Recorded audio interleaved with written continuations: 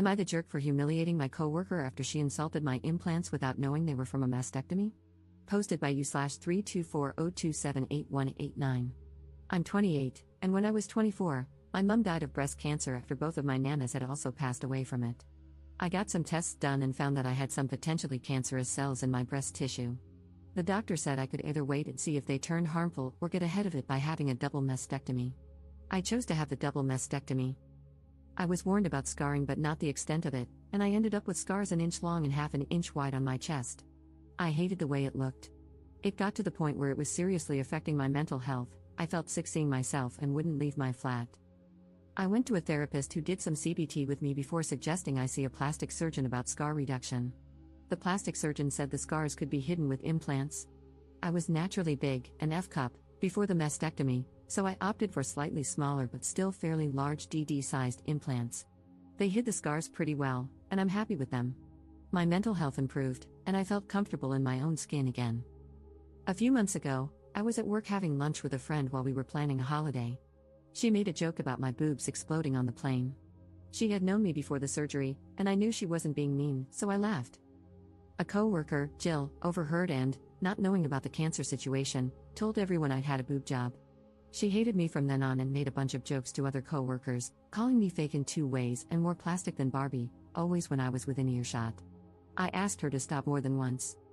Today, we were all having lunch, me, Jill, and a few others, and a coworker, Bob, was talking about his daughter wanting to marry a guy who has nothing going for him. I said Bob was being a little shallow. Jill responded, "Well, you'd know all about being shallow," while gesturing at my chest. I'd had enough. I said, "Do you know why I have these?" A few years ago, the doctors found potentially cancerous cells in my breast tissue. I was advised to get a double mastectomy and was left with huge, ugly scars on my chest. I saw a therapist and a cosmetic surgeon, who advised me to get implants to hide the scars, and I did, just so I could look at myself in the mirror without crying.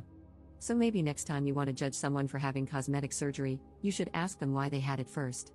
Feeling like that was a mic drop moment, I picked up my food and left. Someone from the lunchroom came to talk to me, saying Jill was just joking, that I was being oversensitive and a beach about it since Jill didn't know about the cancerous cells. I replied that maybe Jill shouldn't have been a beach to begin with.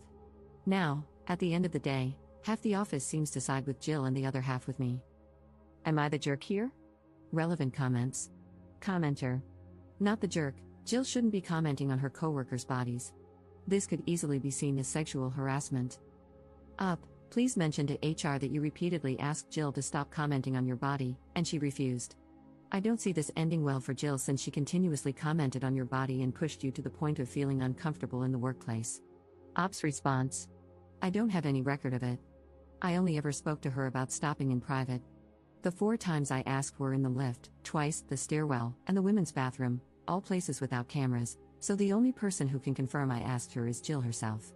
I can prove she's been making comments about my body by asking any coworker she spoke to, but I can't prove I asked her to stop.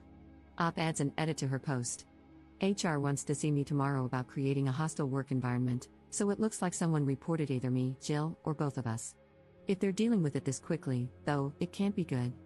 However, some coworkers have offered to write me letters of support for HR tomorrow, basically saying that they've seen Jill harass me, complete with rough dates and times. Update 1 day later. For the rest of the day, about a third of my office came up to offer support, while the rest told me that Jill was just joking around and that I was being a beach. I replied that Jill had been a beach long before I was. I then received an email from HR requesting a meeting the following day.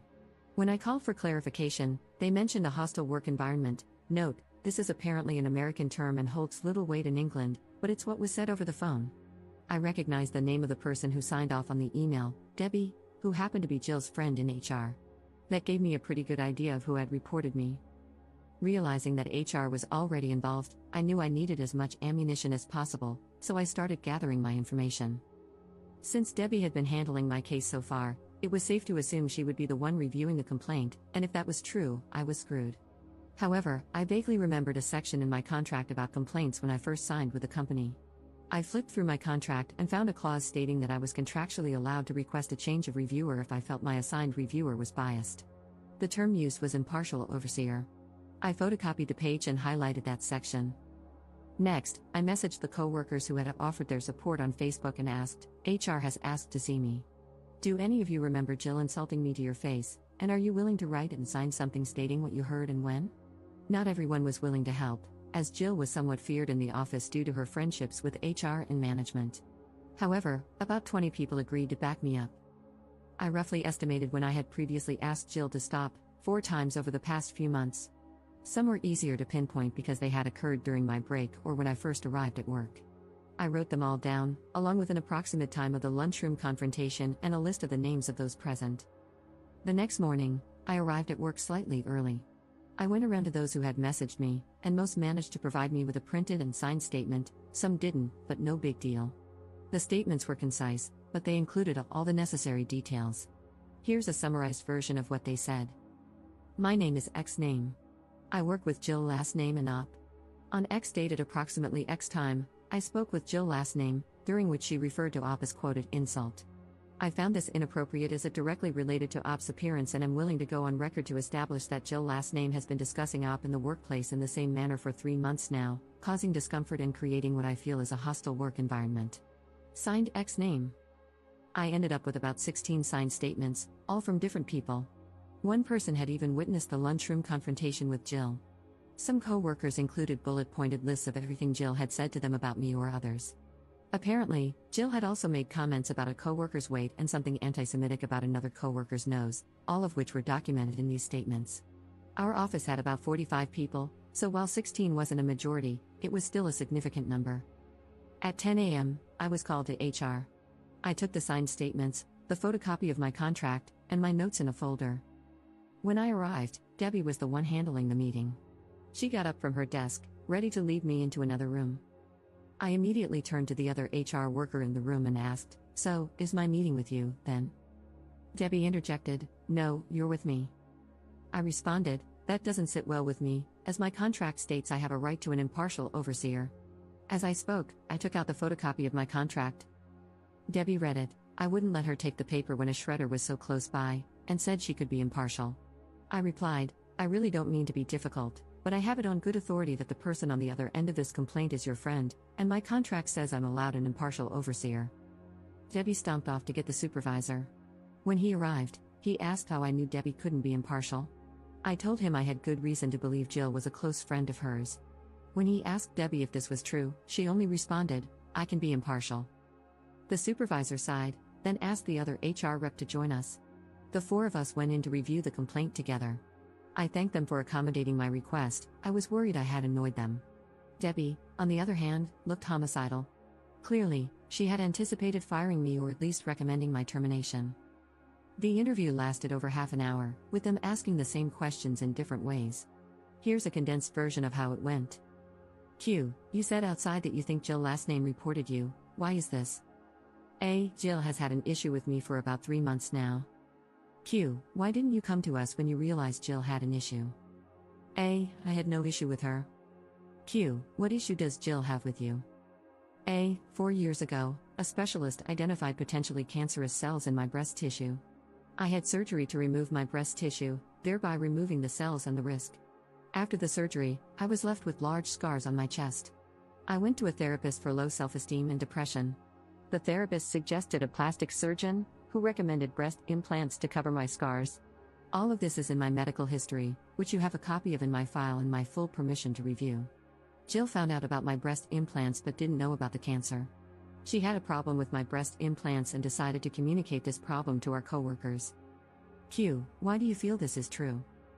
A. Here are 16 signed statements from different coworkers, all testifying that Jill told the entire office about my breast implants on the day she found out and has since made frequent comments about them.